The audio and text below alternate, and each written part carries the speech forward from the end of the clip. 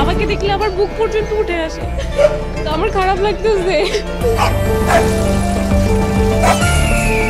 তিলোত্তমা ঢাকায় আর তিল ধারণের জায়গা নেই।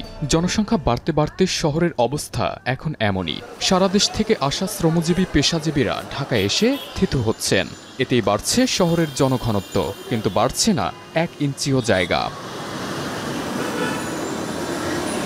এই শহর শুধু মানুষেরই আবাস নয়, এখানের অলিগলিতে বাস করছে পথ কুকুরেরাও। দিন দিন বাড়ছে এইসব মালিকহীন কুকুরের সংখ্যাও।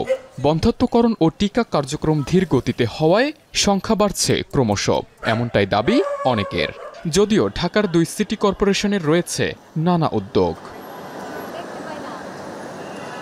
বিষয়টি নিয়ে কথা হয় সিটি কর্পোরেশনের সাথে। তারা বলেন, কুকুর বন্ধ্যত্বকরণ নিয়ে তাদের যে প্রকল্পটি চালু ছিল সেটি বন্ধ হয়ে গেছে, তবে শীঘ্রই নতুন প্রকল্প চালু করা হবে। এই প্রকল্পটা শেষ হয়ে গেছে। কুকুরের ভ্যাকসিনেশন বন্ধ্যাকরণ সেই কার্যক্রমটা পুনরায় চালু করার জন্য ইতিমধ্যে প্রকল্প নেওয়া হয়েছে এবং সেটা শুরু হবে খুব শীঘ্রই। কুকুরের সংখ্যা বেশি হওয়ায় বাড়ছে খাবারের সংকটও।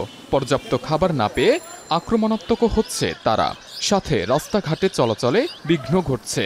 দুর্ঘটনার শিকারও হচ্ছে এইসব প্রাণীরা। বাচ্চা কাচ্চা বের হতে পারে না, সকালবেলা মানুষ হাঁটতে বের হতে পারে না, রাত্রেবেলা অসংখ্য আওয়াজ, একজনকে কামড় দিলে তো যাতা অবস্থা হয়। কুকুর সব সময়ের জন্য কমায় রাখাটাই সবচেয়ে ভালো, কারণ আমাদের দেশের যে অলিগুলিতে কুকুর এক একটা বাচ্চা দেয়, 7টা 8টা করে বাচ্চা দেয়। এ অবস্থা থেকে উত্তরণে এগিয়ে এসেছেন কিছু তরুণ। ব্যক্তিগতভাবে অর্থ ও শ্রম দিয়ে কমিউনিটি কুকুরদের টিকা ও বন্ধ্যত্বকরণে কাজ করছেন তারা। প্রাণী কল্যাণ আইনে কুকুর নিধন ও অপসারণ নিষিদ্ধ হওয়ায় বৈজ্ঞানিক পদ্ধতিতে কুকুরের বন্ধ্যত্বকরণের কাজে এগিয়ে এসেছেন কয়েকজন তরুণ। আমার বাসার আশেপাশে যে প্রাণীপ্রেমীরা কুকুরদের দেখাশোনা করে খাবার দেয়, তারা কিছু দেয়, আর কিছু টাকা আমাদের ফেসবুক পোস্টের মাধ্যমে আসে। আমরা হচ্ছে কি 8 থেকে 10টা কুকুরের মতন বন্ধ্যত্বকরণ প্রতি মাসে করাতে পারি। এখন পর্যন্ত আমরা প্রায় 1000-এর মতো কুকুর বন্ধ্যত্বকরণ করিয়েছি গত 8 বছরে। পথ কুকুর বা মালিকহীন কুকুরদের দেখভাল করেন কিছু স্থানীয় সাধারণ মানুষ।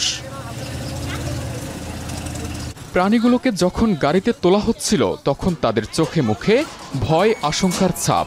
তাদের প্রিয় কুকুরটি এলাকায় ফিরবে তো? আমি রেগুলার ওদেরকে খাবার দেই, আমার মনে হচ্ছে যে ওরা আর আসবে না, মানে নিয়ে যাচ্ছে যদি ওরা অন্যগুলিতে চলে যায়।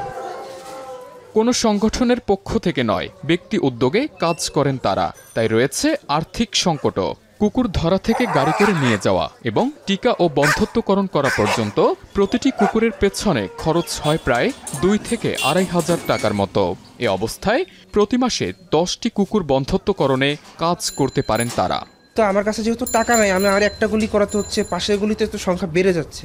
তো এই ক্ষেত্রে যদি সিটি কর্পোরেশন তাদের বন্ধ্যত্বকরণ এবং টিকাদান কর্মসূচি যদি নিয়মিত চালু রাখে, তাহলে হয়তো একটি ওয়ার্ড ধরে সব কয়টা কুকুর বন্ধ্যত্বকরণ এবং জলাতঙ্কি টিকাদান কর্মসূচির আওতায় আনা সম্ভব। Veterinary surgeon doctor Mohammad Mahmudur Rahman তাদেরই একজন। কুকুর বন্ধ্যত্বকরণের জন্য যিনি ব্যক্তি উদ্যোগে গড়ে তুলেছেন ছোট একটি হাসপাতাল। এটা হলো বৈজ্ঞানিক পদ্ধতি সার্জারি। বাংলাদেশে এই সার্জারিটা খুবই কমই হয়, কসমেটিক সার্জারি হয়। ওই যে সুতাটা ইউজ করা হয় এর বডির মধ্যে হিল হয়, সুতা সেলাই কাটতে হয় না, মোট কথা সেলাই কাটতে হয় না, অটোমেটিকলি হিল হয়ে যায়।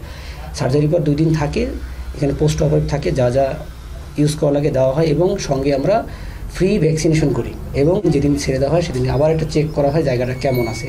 যে মালিকের কুকুর বা যাদের কুকুর নিয়ে আসা হয় তাদেরকে আমরা আপডেট দিয়ে দিই কুকুরগুলো ভালো আছে। যদি কোনো কুকুর ইনফেকশন হয়, দেখা গেলো 10টার মধ্যে একটা ইনফেকশন, ওই কুকুরটা এখানে থাকে, সুস্থ না হওয়া পর্যন্ত আমরা রিলিজ করি। এটা কাজের জন্য আমার কাছে অ্যাসিস্ট্যান্ট আরও দরকার, ডাক্তার আরও দরকার। এটা আমি ব্যক্তি উদ্যোগে করতেছি। সরকারি প্রকল্পের বাইরে ব্যক্তি উদ্যোগে যারা এভাবে কুকুর বন্ধ্যত্বকরণ নিয়ে কাজ করছে তাদের সহযোগিতা করতে চায় সিটি কর্পোরেশনও। তাদেরকে বলবো আমাদের অফিসে আসার জন্য। আমরা তাদের মাধ্যমে এটা বাস্তবায়ন করতে পারলে আমরা নিজেদেরকে গর্বিত মনে করবো, এই কারণে যে যুব সমাজকে সচেতন করতে পারলে আমাদের সোসাইটি দ্রুত এই বিষয়টা গ্রহণ করবে। ইট পাথরের এই শহরে প্রকৃতি আর প্রাণীপ্রেমীদের সংখ্যাও নেহাত কম নয়। রাতের আধারে কিংবা চোখের আড়ালে প্রাণীদের প্রতি ভালোবাসা প্রকাশ করেন তারা। তেমনি এক যুগল আদিতি ফয়সাল। মিরপুরে বাস করা এই দম্পতি খাবারের যোগান সহ দেখাশোনা করেন বেশ কিছু কমিউনিটি কুকুরদের। প্রাণীদের প্রতি স্ত্রীর এমন টান দেখে সব ধরনের সহযোগিতায় করেন স্বামী ফয়সাল। আসলে আমি যে অ্যানিমেল লাভার সেটা বলবো না, আমার ওয়াইফ অ্যানিমেল লাভার, তো ওর থেকে আমি অনেকটা ইন্সপায়ার এটাতে। তো আমাকে ভালো লাগে ওর সাথে করতে করতে, আমার নিজে ভালো লাগতেছে। একসময় হয়তো আমার এই ধরনের আবেগ বা ভালোবাসা আমার কাজ করে নাই, এখন হয়তো আমার ওয়াইফের সাথে থাকতে থাকতে ওতে দেখতে দেখতে আমি আসলে ইন্সপায়ার্ড হয়েছি। আমার কাছে মনে হয় যে মানুষদের থেকে ওদেরকে ভালোবাসাটা বেশি, আর ওদের জন্য করলে হয় কি আপনি ওদের থেকে কিছু ব্যাক না পাইলেও অ্যাটলিস্ট ওদের থেকে কখনো অপকৃত হবেন না। কিন্তু মানুষের 10 দিন করার পরে একদিন না করলে কিন্তু মানুষ লাইক আপনার ক্ষতিই করবে, কিন্তু ওরা ওইটা কখনোই করবে না। বিয়ের পর থেকে টোটালি আমার হাজবেন্ড ওইটা বিয়ের করে। বন্ধ্যত্বকরণ ও ভ্যাকসিন কার্যক্রম শেষে অপারেশন পরবর্তী যত্নের জন্য 2 থেকে 3 দিন তারা থাকে সেই ক্লিনিকে। এরপর পথ কুকুরদের আবারও ফিরিয়ে দেয়া হয় নিজ নিজ এলাকায়।